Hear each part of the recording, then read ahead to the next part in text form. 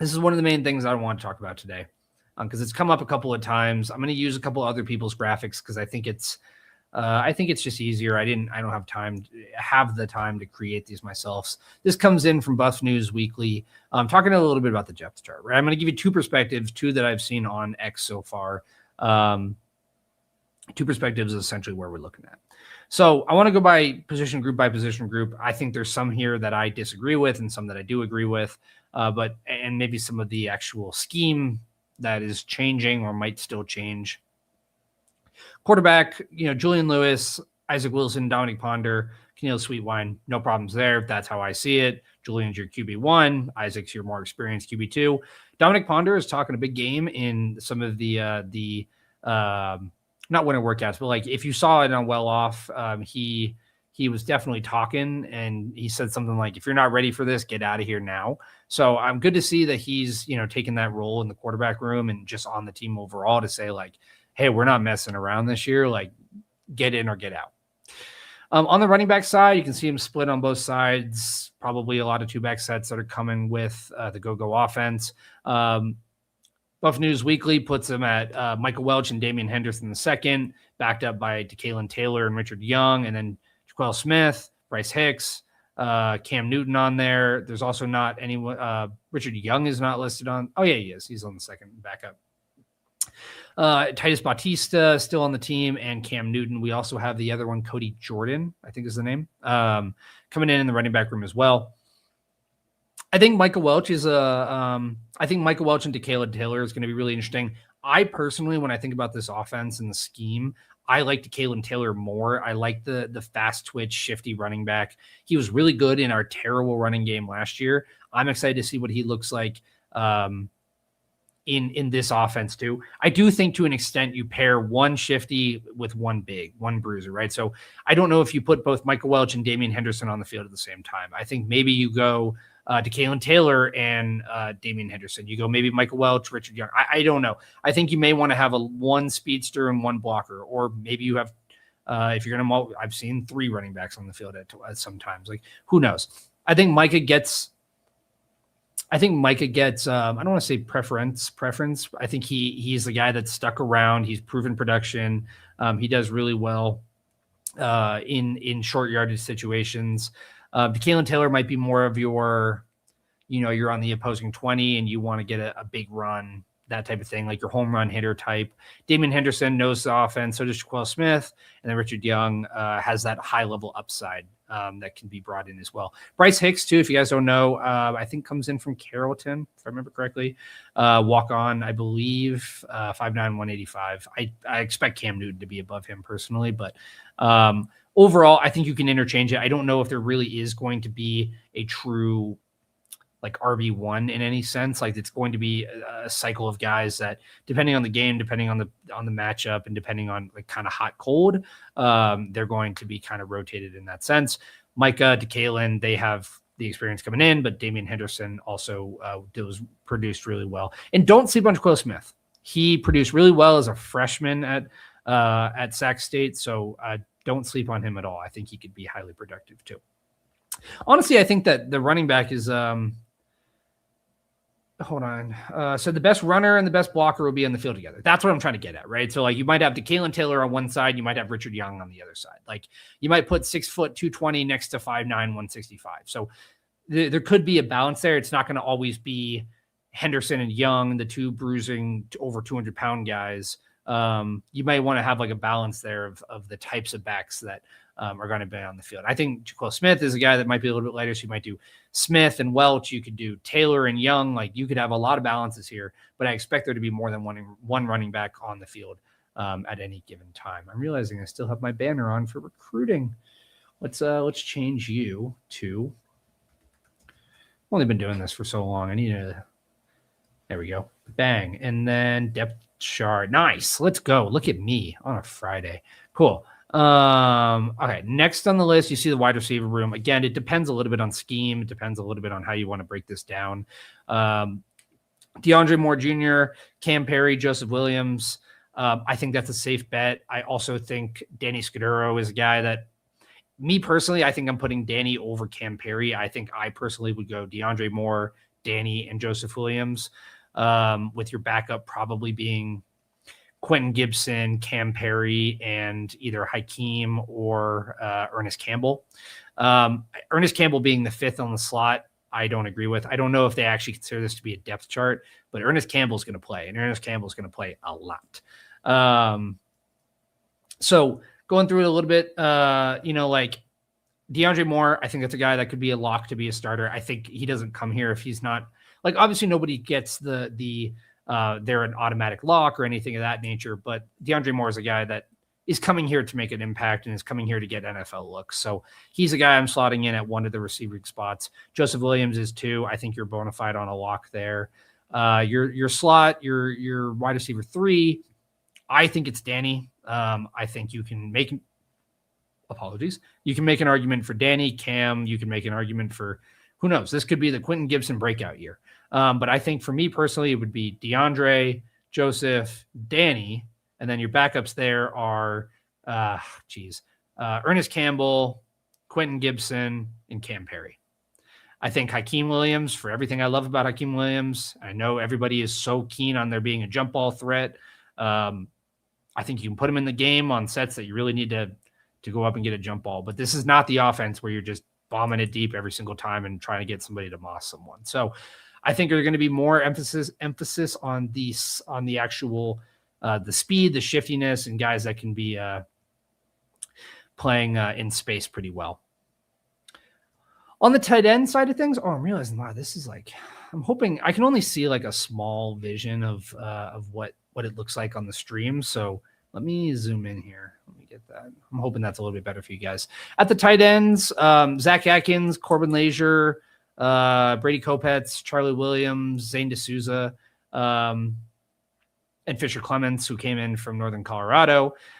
Zach Atkins is obviously your tight end 1. If you're running multiple sets, you could probably make an argument for Zane. I think Zane and Corbin are probably maybe your next 2. I'm hoping that they make a big jump. One of them was a high 3-star and one of them was a borderline 4-star.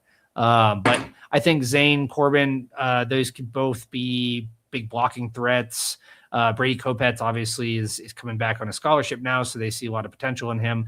I think you have Zach Atkins, then you got Corbin Leisure, Kopetz, and D'Souza. I don't know that Charlie Williams is going to make that big of an impact personally.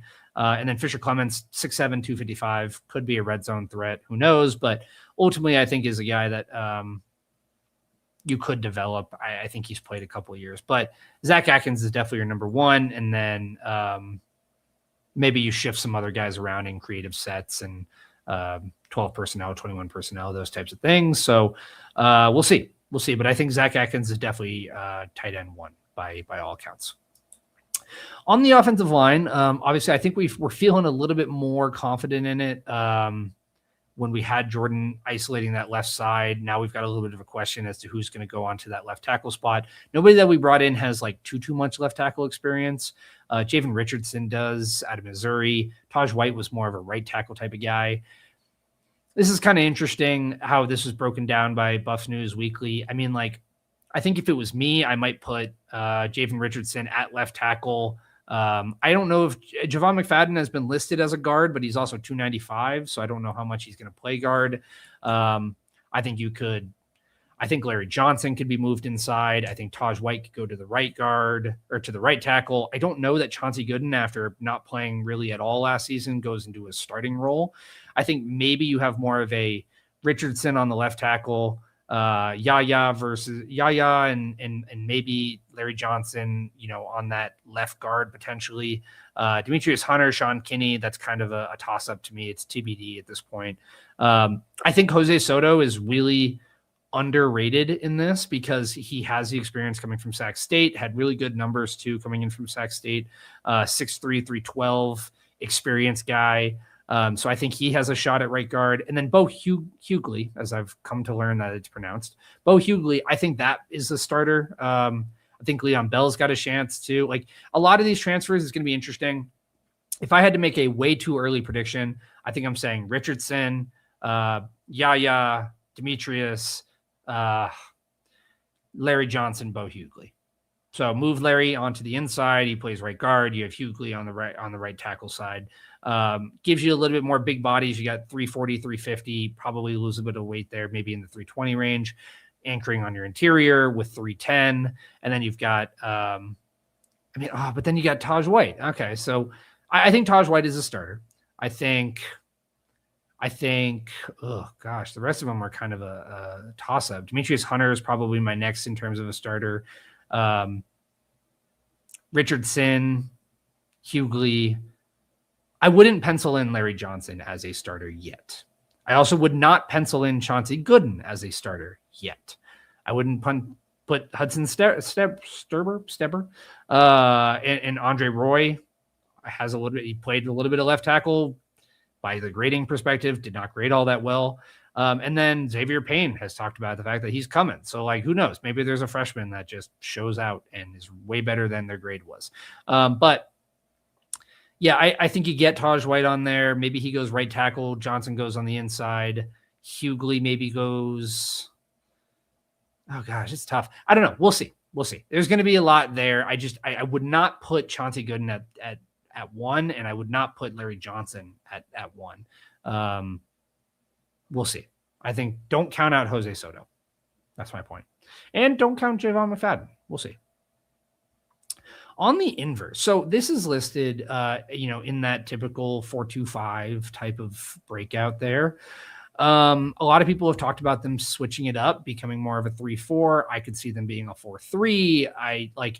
Here's my thing is like, I personally, if I looked at it and I looked at the guys that they brought in, the production that they have, I'm okay with it being Liona and Gideon as your two linebackers. You could have that Bentley and Nakai Hill-Green type of role. But I also think Tyler Martinez is a ball player. I think he's a guy that is a leader. I think he's a guy that he was injured last season, but he's experienced. I wouldn't be surprised if you had a 4-3. If you had two linebackers and somebody in the middle, you have Gideon in the middle, and you have Leona as your Will and Tyler as your Sam. I wouldn't be surprised by that. On the defensive tackle side of the ball, or on the actual defensive line, if we do go, and I'm just banking it on the idea of it maybe being more of a 4-3. I don't know there's a way that you could keep Ezra Christensen not as a starter. I think if we're going to do 4 down here, right, 2 tackles, 2 edges, Ezra and Santana Hopper are your 2 starters for me at the defensive tackle spot. You're a little bit light there. Ezra 280, Santana Hopper 265. It's kind of partially why you wanted to think about that 3-4 type of breakdown. I don't think we have a true nose tackle right now. Like, yes, Tyler Moore played some nose tackle, and Samu played a little bit of nose tackle. But I don't know if I really trust those 2 guys. So, like, I think I'd feel more comfortable going Hopper and Christensen backed up by Manuel and Cedric Smith. And then you got Moore and Samu as your 3rd string. On the edges, Toby and Nene. I called him Toby and Nene at first, but I've heard of Nene. Toby and Nene coming out of North Dakota State. He's a guy that I would put in as your one of your edges. And then Balansama Kamara and Vili Tafatafua. Those are 2 guys that are kind of interchangeable for me. Vili graded really well at San Jose State, but Balansama Kamara also graded exceptionally well at Albany. So, like, I think you could put 2 guys there. Lamont Lester, as Newbreed accounts for here, he could be a guy. He had significant pressures at Monmouth. Quincy Wiggins, I guess, is like we're still going to keep. Like, I like Quincy Wiggins. Don't get me wrong. I'm a fan of Quincy Wiggins overall. I'm also a guy that's like, if not now, then when? Like, when are we going to see it? When are we actually? There was so much talk about him being like a linebacker and a green dot guy, and then he doesn't really play very much on a depleted defensive line, nonetheless. And they moved him inside. It's like they don't really know where he is, where he's going to play. But Manny Eziogu, kind of that outside linebacker edge type of hybrid. And then Yamil Talib is more of a younger production type of guy. Domata Pecco Jr. and Joseph Pecco too. I think your 2 tackles, as I said, are Hopper and Christensen. If it was day one, if it was me today, I think I'm putting Vili and I'm putting Toby on the other side. That's me personally, but I wouldn't be angry if Kamara or Lester was on the 2 deep on that side too. That's me personally. At the linebacker, again, like, I think if you're looking at if you want high-level talent on the field, I think you run a 4-3 personally. Kylan Salter is still around. Didn't produce very much in his first 2 years of college. Could be a guy. This is a little bit of the depth spot that we're having a little concerns about. Young guys, Carson Crawford, Rodney Colton Jr., Colby Johnson, those are all guys that that are expected to come in and perform. They're expected to play. They all want to play. They were all told they were going to play. So I don't know much about Gage Goldberg at this point. Bo LaPena has seen a little bit of action, so I can see him getting some run. We're not entirely sure at this point, but I think you could, again, if you're running 3, Leona, Gideon, Tyler, maybe you back them up with Kylan, Colton, and Bo. We'll see. Last on the list, we got the secondary. Again, we're just going to base it off of the idea that this is a 4-2-5, even if I've said personally it might be a 4-3 for me. RJ Johnson coming back, one of the few returning guys on the secondary on the defensive side of the ball. RJ Johnson technically did great. I think like one of the best in terms of tackling and coverage on the Buffs secondary last season. But you got a guy like Creed Thomas coming in, highly ranked out of Notre Dame. I think he could be someone that, pops in spring ball and that they really believe in. Don't sleep on Paul Omodia. That's a guy who I think could be a sneaky starter for the Buffs. If we're putting Boot Carter at nickel, sure, I've heard that. I've also heard him at safety. I think Nathan Mitchell and Randon Fontenette, I think I'm fine with that as being your safety one at either position. Fontenette maybe being more of your thumper and Nathan Mitchell being more of your coverage guy. Justin Eaglin, sorry, not to pin that one again. That quarterback 3, quarterback 4, quarterback 5, like it's going to be interesting. Makari Vickers comes back for another year. Preston Ashley, I've heard a lot of good things about. Jason Stokes coming in from Utah. Like there is good depth here in the cornerback room. I think if it was for me today, Justin Eaglin's a guy I think I'm penciling in at day 1. And again, this is way too early. So acknowledge, like I'm saying this is way too early. I'm just basing it off of like things that I've seen, the numbers that I've looked at, their film. Like this is where I'm going with it. Boot Carter, if you have a nickel, if you're going to run a nickel, is going to be that guy if you want to run him at nickel and the other guys at safety. RJ Johnson, Justin Eaglin, I think that makes sense. Maybe your backup, I think for me, is more of a Paul Omodia, Creed Thomas, and Emery Floyd. I just didn't really see too much out of Makari Vickers last season that really would make me I don't know. I need to see more out of Makari Vickers. He's sticking around. He's going to fight. He had obviously I think he had like a heart issue or something of that nature, if I'm remembering that correctly. So and took a little bit for him to get back on the field and stuff like that. It's going to be hard to keep Preston Ashley off the field. Maurice Williams Jr. has been a guy that's been locked in with the Buffs for a while. He's going to take a chance. Cole Mathis is back at 130 pounds. Good for Cole Mathis. I'm happy he's here. And then Braylon Edwards, late commit in the 2026 cycle, as another guy that you have to assume was coming to Colorado because he was told he was going to be given a chance and given a shot. So Jason Stokes Jr. has got a chance. Emery Floyd has a lot of production. And Jaja Boyd in his limited action at Indiana guy, listed as a safety, could play some corner, could just be a hybrid. We don't really know. And also, don't count out Ben Finiseth. Don't do that. I know Jaden Hardy isn't a guy from Oklahoma, but don't count out Ben Finiseth. I think with the leadership he's taking on, I wouldn't be surprised if he's rotational at minimum. I'll just say that much. I would not be surprised.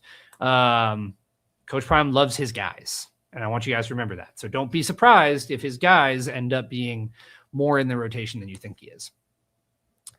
And then the other, closing out on this, I wanted to show perspective 2, just because I had seen another depth chart here. This one's a little bit more edgy, if we want to say it. Julian Lewis, Michael Welch, Damian Henderson. So similar there from the comparison's sake. This comes from Keep It Real Buffs. DeAndre Moore, Joseph Williams, Cam Perry, backed up by Hakeem Williams, Quanell Farrakhan, and Quentin Gibson. Danny Scudero is not going to be wide receiver 3. I will bet my house on it, to guarantee you that much.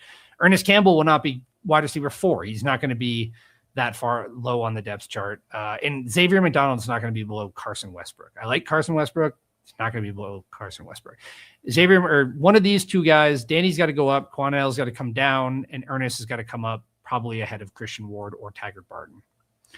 Tight end, again, as we talked about, I think you're fine there between Brady Kopetz, Charlie Williams, and Zane D'Souza. I'm kind of indifferent. But looking at the line, so they've got Taj, Yaya, Demetrius, Chauncey, and Larry. And again, like I always forget, is it bullish or bearish? I'm bullish, meaning I'm positive on Chauncey Gooden. I also just think that you can't really necessarily throw him in at the guard spot without any experience versus a guy like Jose Soto or another guy, who's had direct guard experience at the P4 level. And Bo Hughley, Leon Bell, Phillip Houston. Don't count out Phillip Houston. If people remember, Phillip Houston was like one of the highest rated offensive linemen in the last Shedeur season. Took a year off because he was injured. Don't count out Phillip Houston. I'm telling you this right now. Don't be surprised if Phillip Houston ends up being a starter. And you're going to clip me on that, but just don't be surprised. Keeping up with the comments here, I might see more three slot guys out there than you think. Yeah, again, I think you're going to be more prioritizing like the whole like standard approach to offense where you're going to have a shifty guy in the slot and a couple guys on the outside that are a little bit maybe taller, faster, straight line speed. Like don't expect that to be like Coach Marion does not subscribe to the traditional approaches to offense. So you'll probably see 3 5'9" receivers out there at one time. You may see 4 on a, like we don't know, but I just don't lock into this idea that like you have to have a big receiver on the field at all times, or you have to have a deep ball threat at all times. Like there'll be a balance, but just don't feel like you have to subscribe to that traditional approach when we're looking at this offense. On the depth side of the ball, again, I don't see Quincy Wiggins as a starter personally. I would put him more in the 2 or 3 spot. Ezra Christensen will be a starter. I will stamp it right now with Santana Hopper. Again, if we're running this more of a 4-2-5, similar to what we did a couple years ago. Dylan Manuel, Tyler Moore, I'm fine with that. Swap Cedric Smith and Ezra Christensen. Toby Anene, yeah, the rest of that looks fine. If you are running 2 linebackers, it's probably Gideon and Leona, backed up by Tyler and Colin Salter. Yep, that all looks fine. I do think that Gage Goldberg is probably below some of those other guys. And then on the other side, so this person has Boob Carter at safety, Nathan Mitchell as nickel. Kind of flip those if you want to. But RJ Johnson, Justin Eaglin, I think those are close to locks. Cree Thomas, Jason Stokes, Paul Omadia, and Emery Floyd. Don't sleep on them. And then Donovan Stevens. So this person's tapped in because they knew about Donovan Stevens, which I guarantee most of y'all did not know about. And then kicker, Jason McCormick. I think that's your kickoffs. And Elliot Arnold is your actual field goal kicker. Your punter is Damon Greaves, I guess is back for another year, and Daniel Gerlach. Your kick returner, the other one didn't have this, is Quentin Gibson. I think Quanell Farrakhan is your punt returner. I think, I wouldn't be surprised if they let Ernest Campbell take a shot at either of those. I wouldn't be surprised if, they let DeKalen Taylor take a shot at some of those. I wouldn't be surprised if they let Boo Carter do it. You know what I mean? Kick returner and punt returner are going to be a kind of a toss-up. We'll see. I think Quentin Gibbs, and after getting the All-American honors that he did by the Pro Football Coaches of America, gets a little bit of you'll probably be the guy that starts out and you might have to take it from him. But overall, yeah, I mean, that's depth charts, right? So we talked a little bit about recruiting. We talked a little bit about depth charts. This is way too early. I want to preface that now for anybody who wants to come back and try to dunk on me for this. That's way too early. I think the offensive line, you've got a lot of questions. I think you got a lot of questions on who goes where, and that's a little bit of a byproduct of the fact that you were kind of blindsided late in the cycle. But I think there's talent there. I think there's talent and experience and guys that have direct experience on multiple spots on the line. I hope that we don't get into a 2023 situation where we're moving our designated right tackle into the guard spot a week before the season starts. Let's figure it out early is my point. And I think We had a lot more stability last season. With Coach Gunner, he was very solidified in his line. He knew exactly who he wanted, and it was pretty typical for what we expected, right? Seaton, McGill, Xavier Hill, the other guy on the right side who I'm blanking with, also with a Z and an M, transfer from Illinois, whatever. And then you have the right side with Larry Johnson. The right tackle spot was the only one that really traded out very often with, and Danny Scudero. You could have Danny Scudero as a punt returner. Sorry, I'm jumping around here. Your offensive line is going to be a little bit more shaky, questionable. We'll see in terms of like where that comes in. The defensive line, same deal. Like, I think your tackle spots are pretty solid. At this time, not really seeing a true nose tackle. I don't know if we go 3-4. We might go 4-3. We'll see. More 4-2-5, like, to be determined. But I know they've got a lot of eyes on that room, and we'll see how it unfolds.